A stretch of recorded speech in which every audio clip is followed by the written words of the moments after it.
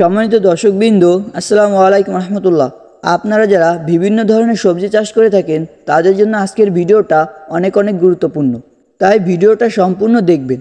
সবজি চাষ সারা বছর করা যায়, কিন্তু কখন কী সবজি চাষ করলে আমরা বেশি লাভবান হতে পারবো এবং প্রচুর পরিমাণে ফলন পাবো, এটা কিন্তু আমরা অনেকেই জানি না। এই জন্য আমরা কখন কী সবজি চাষ করব তা কিন্তু এই ভিডিওতে জানিয়ে দেব। এই ভিডিওতে জানিয়ে দেব অক্টোবর মাসে কী কী সবজি চাষ করলে প্রচুর পরিমাণে ফলন পাবেন এবং প্রচুর পরিমাণে দাম পাবেন। সবশেষে কিন্তু আপনারা সবজি চাষ করে ভালো লাভবান হতে পারবেন। আপনাদেরকে যে সকল সবজিগুলো চাষ করতে বলবো, আমি নিজেও কিন্তু সেই সকল সবজিগুলো চাষ করব এবং প্রত্যেকটা সবজির কিন্তু ভালো মানের একটা জাতের সাথে পরিচয় করাই দেবো, যা বিগত বছর আমি চাষ করে আসছি এবং ভালো একটা ফলনও পাইছি। এই জন্য ভিডিওটা সম্পূর্ণ দেখতে থাকুন। অক্টোবর মাসে চাষ করার জন্য সময় উপযোগী 1 নম্বর অর্থকারী ফসল হচ্ছে লাউ চাষ। দর্শকবৃন্দ, এই লাউ চাষ কিন্তু সারা বছরই করা যায়, কিন্তু লাউ চাষের মূল সিজন হচ্ছে শীতকাল। শীতকাল আসতে কিন্তু বেশি আর সময় নেই। আমরা যদি অক্টোবর মাসে যদি লাউয়ের বীজ রোপণ করতে পারি, তাহলে কিন্তু আমরা লাউয়ের ফলন পাবো শীতের শুরুতে। তখন কিন্তু আমরা লাউ গাছে প্রচুর পরিমাণে ফলন পাবো এবং প্রচুর লাভবান হতে পারবো। এই জন্য আপনারা অক্টোবর মাসে লাউ চাষ করার সিদ্ধান্ত নিতে পারেন। দর্শকবৃন্দ, লাউ কিংবা যে কোনো সবজি চাষ করে যদি ভালো ফলন পেতে হয়, তাহলে কিন্তু অবশ্যই ভালো মানের একটা জাত নির্বাচন করা অত্যন্ত গুরুত্বপূর্ণ। লাউয়ের ভালো মানের জাত নির্বাচন করে এবং সঠিক পরিচর্যা যদি আমরা করতে পারি, তাহলে কিন্তু আমরা এক একটা লাউ গাছ থেকে 20 থেকে 25টা ফল কিন্তু অনায়াসে হারভেস্ট করতে পারবো। আমি লাউয়ের ভালো মানের দুটি জাতের সাথে পরিচয় করাই দেবো, যে দুটি জাত আমি নিজেও চাষ করছি। লাউয়ের ভালো মানের 1 নম্বর জাতটা হচ্ছে গ্রিন ম্যাজিক। এই জাতটাই কিন্তু প্রচুর পরিমাণে ফলন দিয়ে থাকে। এই জাতের লাউ কিন্তু মাঝারি সাইজের হয়। লাউগুলো কিন্তু খেতে খুবই সুস্বাদু। আপনারা চাইলে এই জাতটাও চাষ করতে পারেন। লাউয়ের 2 নম্বর ভালো মানের জাতটা হচ্ছে লাল তেল কোম্পানির ডায়ানা। এই জাতটাও কিন্তু প্রচুর পরিমাণে ফলন দিয়ে থাকে। এই জাতটা কিন্তু বাংলাদেশে অনেক জনপ্রিয়। আমি এই জাতটা বিগত বছর চাষ করছি, প্রচুর পরিমাণে ফলন পাইছি, তাই আপনাদেরকেও চাষ করতে বলতেছি। আপনারা চাইলেও কিন্তু এই জাতটা চাষ করতে পারেন।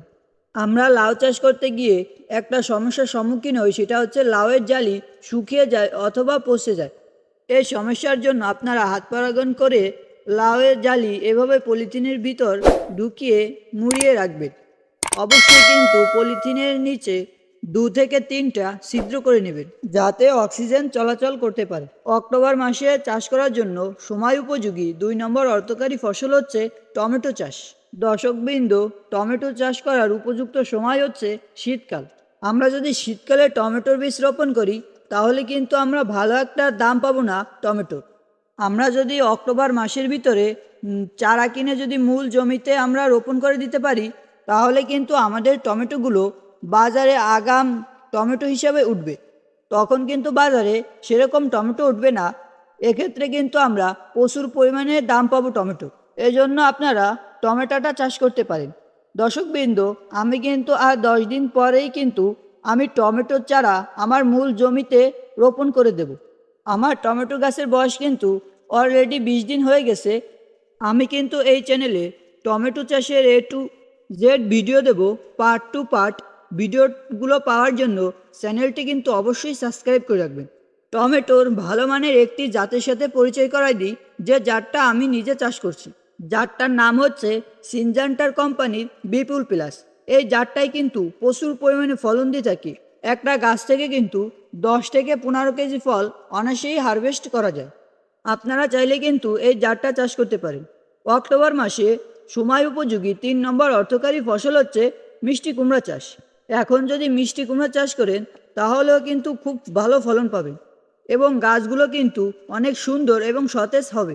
আমরা মিষ্টি কুমড়া চাষ করতে গিয়ে একটা সমস্যার সম্মুখীন হই, সেটা হচ্ছে মিষ্টি কুমড়ার জালি পচে যায়। এই সমস্যাটা সাধারণত 2টি কারণে হয়ে থাকে। ফল মাছির কারণে হয়ে থাকে এবং পরাগায়নের অভাবে হয়ে থাকে, অথবা খাদ্যর ঘাটতির জন্য কিন্তু হয়ে থাকে। যেমন নিয়মিত যদি আমরা সার না দিই গাছের গোড়ায়, তাহলে কিন্তু মিষ্টি কুমড়ার জালি পচে যেতে পারে। মিষ্টির কুমড়া জালি কী কারণে পচে যায় এবং তার সঠিক সমাধান কি, এই বিষয় নিয়ে আমি 2 থেকে 3 দিন পর এই চ্যানেলে একটা ভিডিও দেবো।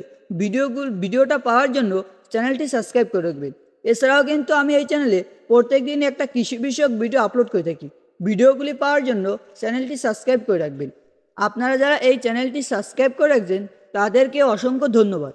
এছাড়াও আপনারা যদি অক্টোবর মাসে ধনিয়া পাতার বীজ রোপণ করতে পারেন তাহলেও কিন্তু স্বল্প খরচে অনেক টাকা আয় করা সম্ভব।